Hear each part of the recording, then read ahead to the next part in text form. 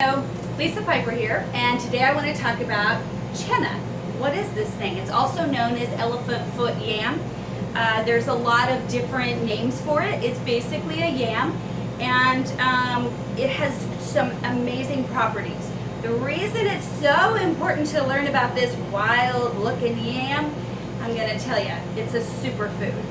So I have a piece of one. Usually Chena is this whole large root, and I've cut some off because you only use so much at one time, right? As soon as you cut it, it will start to scab over, which is perfect, and that's great until you're ready to use it again, and you cut the scab off and toss it, and then you use everything underneath it.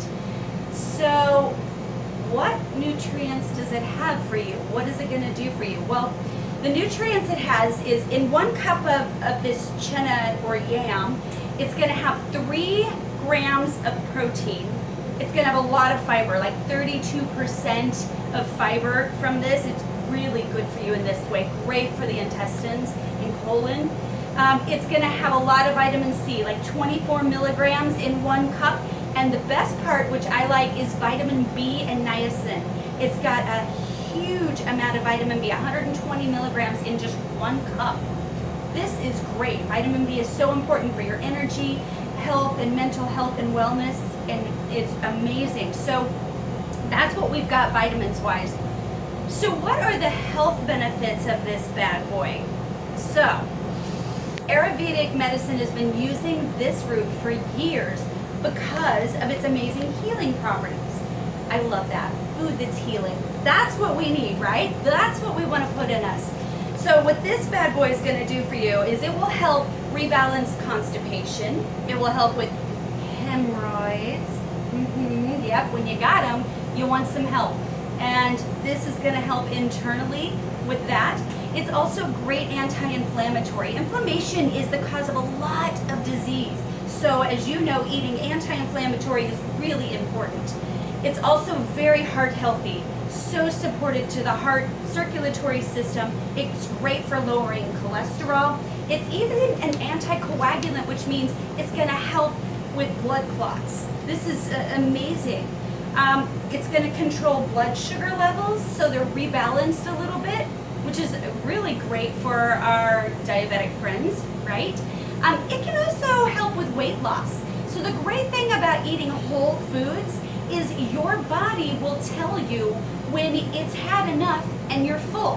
When you eat really nutrient-dense foods, your body can take all those vitamins and minerals and use them well. The body will signal, I'm full, you don't have to eat as much. That's how this can help with weight loss. So the other thing it'll do, and this is great for women, is it helps balance hormones. So it's really good for PMS, regulates the cycle, and helps rebalance this up and down thing that we have a tendency to do with our hormones. It's also an amazing immune booster. It's all that vitamin C that's in there. So it's going to not stimulate the immune system, but actually be a immune modulator and boost the immune system to strengthen it from the core. And that's more of what you're after rather than just a stimulant for the immune system. It's great for anti-aging. So women, those wrinkles, right, that we want to keep at a minimum, this is going to help. It also helps with skin problems. So it's amazing for that. And it's got anti-cancerous properties and very detoxifying. So you can see why this is going to be important to find a way to get it in you. So how do we cook it? Well, it's a little tricky, so let's talk about how we handle it. First of all, it can be very itchy. Just touching it, the outside, it's usually the skin, by the way, that does that, can be really itchy, and also if you don't cook it long enough, it's going to be itchy in your mouth. So we're going to talk about how to get rid of that. First of all, I recommend when you're prepping it, wear gloves. Not every root is going to be as itchy as the last one, and that's because nature. What makes it itchy is its calcium oxalate on it and the sapions in the juice.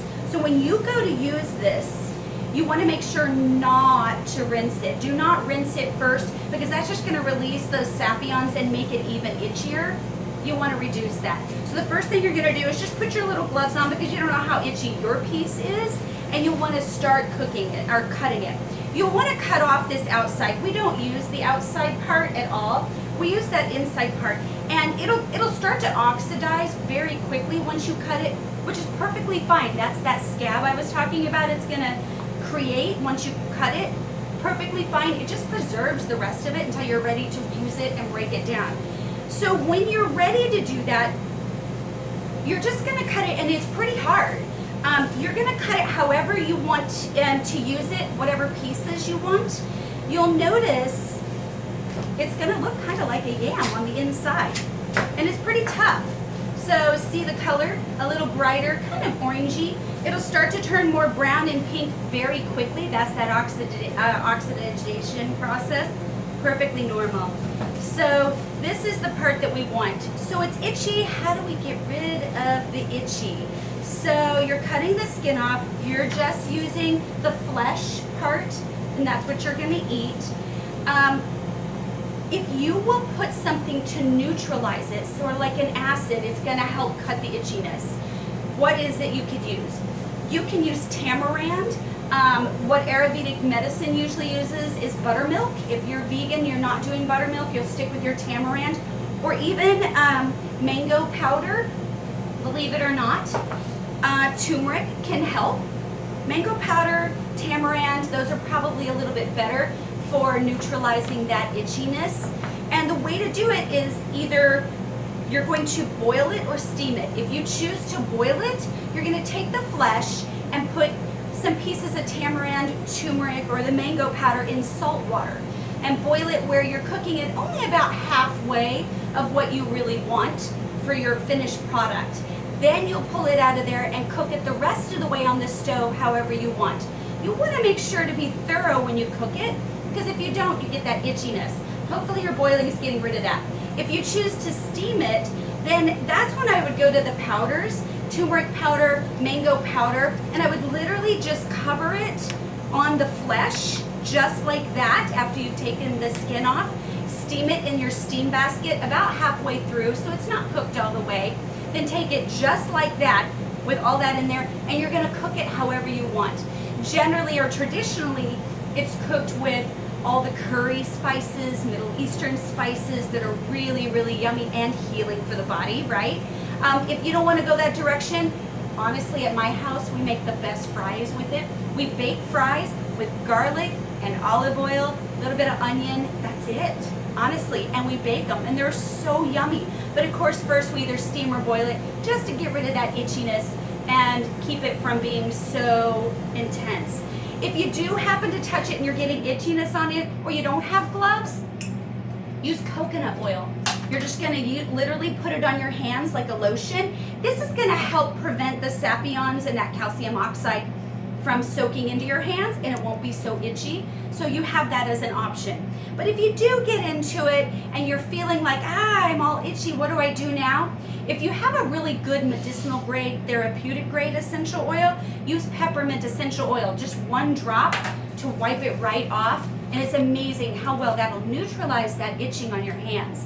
So, sounds like a little bit of work, Lisa. I don't know if I can do this. It's worth it, I promise. This thing is so nutrient dense, such a superfood. It's amazing what it can do to strengthen the body and really help it. So this is your food as medicine. It's so worth getting to know with and work with Chena or elephant root. I really encourage you to try this. So if you want more recipes of what to do with this, you can look them up, or later check back and I'll have a few recipes of exactly what you can cook with this.